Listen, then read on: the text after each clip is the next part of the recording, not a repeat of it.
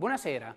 Il ponte che collega il Friuli con l'Argentina è stato percorso quest'estate da un gruppo di ragazzi friulani che hanno vissuto per un mese circa in Argentina presso delle famiglie originarie con delle origini lontane friulane. È un progetto che si chiama Lazos, promosso dai Fogolars Furlans dell'Argentina e da 3 soggetti locali che sono il Convitto Diacono di Cividale, il Comune di Cormons e l'Ente Friuli nel Mondo. Li abbiamo qua, ospiti nostri che racconteranno questa sera cosa hanno visto, come hanno vissuto questo periodo e anche le emozioni che hanno riportato a casa. Capiamo subito però in che cosa consiste questo progetto con il rettore del Convitto di Cividale, Patrizia Pavatti. Signora Pavatti, in che cosa consiste questa seconda edizione del progetto Lazos? Si chiama Lazos, quindi proprio legami, e infatti corrisponde a dei forti legami che ci sono oramai tra il Friuli e l'Argentina, grazie anche al progetto Studiare in Friuli, che è arrivato alla 16ª edizione. Quindi questi rapporti molto stretti hanno portato ad un'amicizia e quindi a un ritorno, mentre noi abbiamo accolto per anni ragazzi ormai di seconda, terza generazione provenienti dall'Argentina, ora sono i nostri che vanno a scoprire queste terre e quindi hanno la possibilità di vivere per un mese nelle famiglie argentine, ma anche di frequentare dei corsi di spagnolo, di conoscere il territorio, insomma ancora di più di stringere appunto questi contatti che sono fondamentali per la formazione dei nostri giovani. Ecco, sono stati accompagnati da un docente, Alberto Zampar, e come si sono comportati? Beh, i ragazzi si sono comportati molto bene e anche i rapporti con le famiglie sono stati veramente straordinari. Ecco, era la seconda edizione, quindi anche le famiglie argentine si erano organizzate per fargli vivere un mese pieno di esperienze. Sì, come si svolgevano le giornate, le settimane durante questo periodo? È stato un mese molto intenso, abbiamo svolto molte attività, credo che i ragazzi ne parleranno nei dettagli. E andiamo subito allora ad ascoltare la voce. Hai il microfono, come ti chiami? Io sono Martina. Sembra scontato chiederti che cosa hai trovato e che esperienza hai riportato, ma cosa ti ha colpito di più? Partiamo da questo. Allora, come ha già detto il professore, la cosa che mi ha colpito di più è stata sicuramente appunto il legame che è stato creato con queste famiglie. Quindi noi abbiamo trovato delle sorelle, dei fratelli, dei secondi genitori, possiamo dire, ed è una cosa che non è scontata e non in tutti i posti accade, quindi penso sia la cosa più importante che mi porto a casa, che ho ancora qua adesso. Mantieni contatti con queste persone? Sì, il ragazzo che mi ha ospitato lo sento quasi ogni giorno, ma sento comunque anche tutti gli altri ragazzi e gli insegnanti e tutte le persone che ci hanno accompagnato lungo il mese. Passiamo al microfono, come ti chiami? Buongiorno, mi chiamo Gaia. Come passavate le vostre giornate? Abbiamo praticamente per un mese abbiamo fatto praticamente scuola la mattina, tutta la mattina a scuola con delle lezioni di spagnolo, di storia, di geografia riguardanti l'ambiente e dopo il pomeriggio ci portavano a conoscere gli ambienti vicini di Avellaneda, appunto la città dove vivevamo, e di conoscere tutti i posti vicini, le tradizioni, le culture, la lingua. Ecco, passiamo al microfono. Buongiorno. Perché hai voluto andare in Argentina? O come è nata questa tua partecipazione? L'assessore di Cormons, Elena Gasparin, ha chiamato mia madre che c'erano dei posti disponibili per andare in Argentina e mi ha chiesto espressamente se dovevo andare in Argentina e io in pochissimo tempo ho detto sì, andiamo. Cioè, nel senso, a occhi chiusi e per me è stato uno dei più bei viaggi della mia vita. Ecco, sei stato quasi paracadutato, scusa se faccio la battuta vedendo la divisa, in Argentina. Hai trovato ciò che ti aspettavi o qualcosa di molto diverso? Mi aspettavo, non sapevo com'era l'Argentina perché non mi sono mai informato prima, mi sono comunque trovato dei posti bellissimi con della gente molto ospitale e unica nel suo genere. Nessuno di voi aveva o ha parenti in Argentina o comunque dei riferimenti familiari in questa terra? No. Quindi siete veramente andati un pochino senza avere un legame già precostituito, ma avete creato lì. Passiamo al microfono. Quale attività ti ha colpito di più che qui non trovi in Friuli? Cioè in Argentina, qual è la cosa diversa che ti ha appassionato? Beh, sicuramente i viaggi che ci hanno permesso di fare il progetto Lazos all'interno del vicinato di Avellaneda. E sì, direi le gite che ci hanno fatto, ma soprattutto anche il poter imparare lo spagnolo, che mi è sempre sembrata una cosa interessante. Ecco, passiamo il microfono, qui abbiamo, prego, abbiamo un professore che ha accompagnato nella prima edizione del 2015. Mi ricorda il nome? Giancarlo Scoini, sì, sono il collaboratore del rettore. E si è svolta anche quella in maniera molto molto buona, con tanto entusiasmo per i ragazzi. E ci tenevo a ricordare che Avellaneda è una città fondata dai friulani, per cui c'è un legame molto forte tra questa città e il Friuli, per cui il connubio perfetto che si è creato tra la municipalità di questa città di Avellaneda e il Fogolar ha fatto proprio nascere questo progetto Lazos, che poi è stato presentato a noi e i nostri ragazzi adesso ne stanno beneficiando.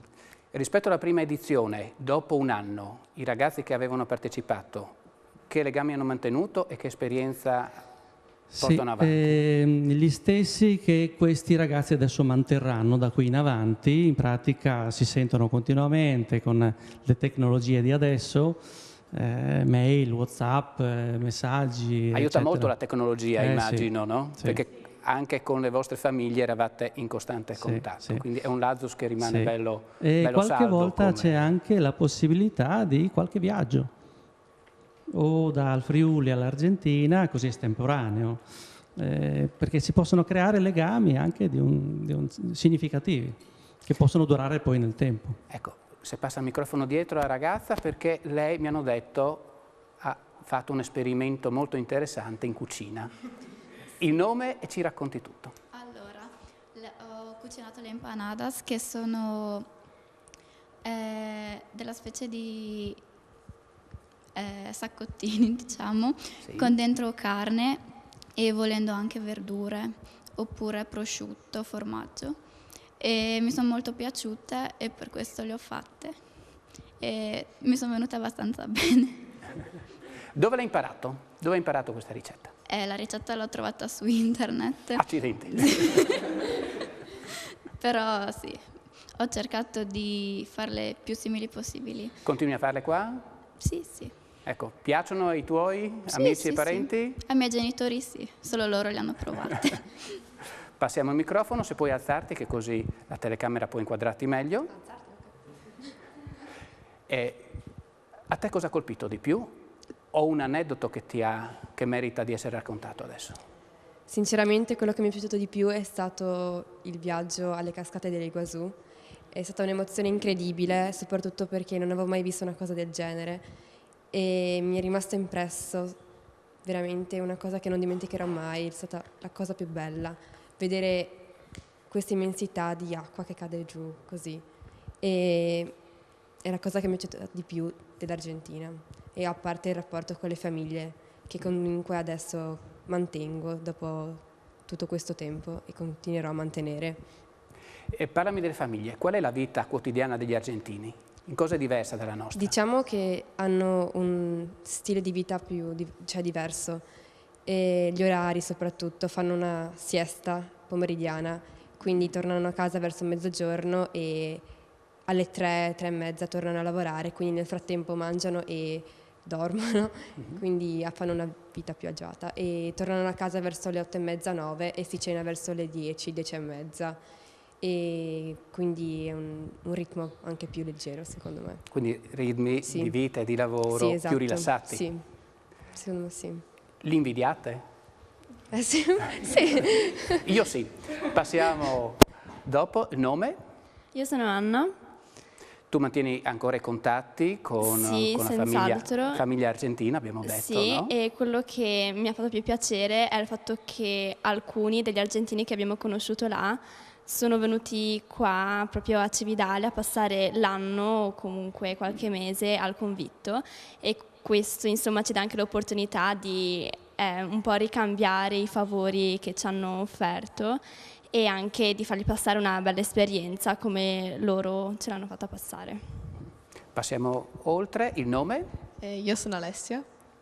te invece a livello gastronomico o anche musicale, mi pare che la musica sia presente nella vita quotidiana degli argentini. Sì, abbiamo fatto anche delle lezioni, abbiamo avuto l'occasione di fare delle lezioni di musica e abbiamo ascoltato i loro tipici strumenti.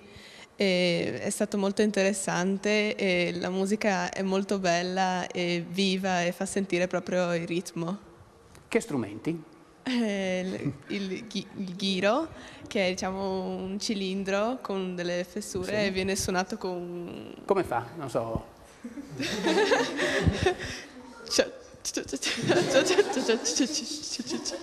Ecco.